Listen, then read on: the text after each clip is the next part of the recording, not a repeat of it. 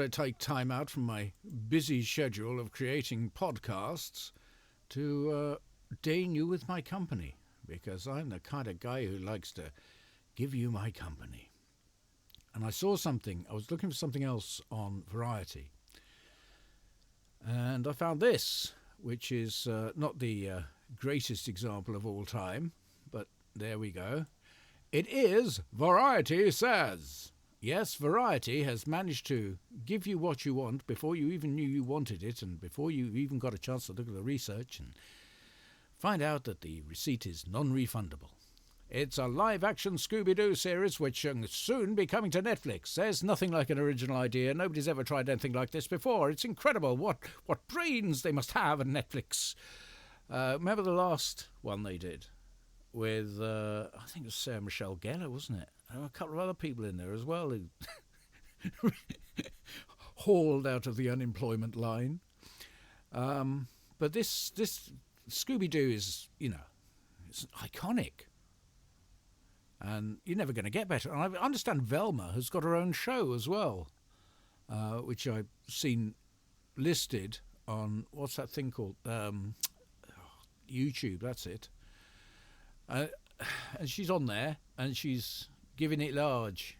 But unfortunately, it's not giving it large as people would want in terms of audience or anything like that. It's not going that well. So here we are. We'll have a quick scan at this, and we'll see just where Netflix is disappearing into its own rear area. Its backstage pass. The one-hour drama project is said to be nearing a deal, and the streamer with a script-to-series commitment. Shock! Horror! Probe!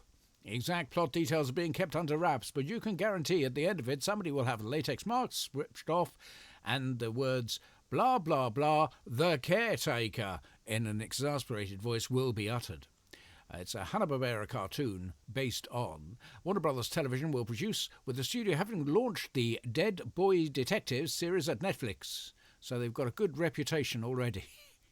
Josh Applebaum and Scott Rosenblum serve as writers and will also executive produce along with Andre Nemec and Jeff Pinkner. Under their Midnight Radio banner with Greg Berlanti, Sarah Schechter and Lee London Redman. Lee London Redman? Is there a full stop? Should there be a full stop there? Anyway, they'll executive produce Berlanti Productions. The company is currently under an overall deal at WBTV, which presumably is Warner Brothers Television. Or others, as it's otherwise known, what else is on? Jonathan Gaby of Berlanti Productions and Adrienne Erickson will co-produce as well. They've got more co-producers than they've got people in the cast. Why don't they just have, the co-producers show? Just have them come on, pick up an award and go back off again, because it's probably the only award they're going to get. Reps for both Netflix and WTTV declined to comment. Should the project go forward,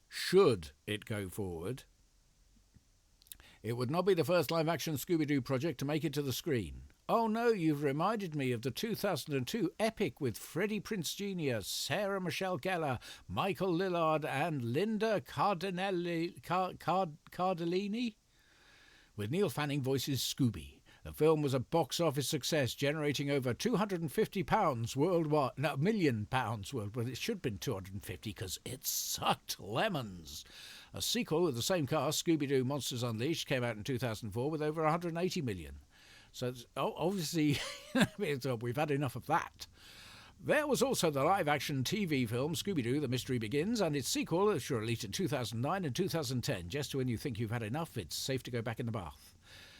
Anyway, so also a wide range of Scooby-Doo animated projects over the years, beginning with the original cartoon series in the late 1960s, and then you ended up with the deadly Scrappy Doo, which did for it, really. I couldn't watch it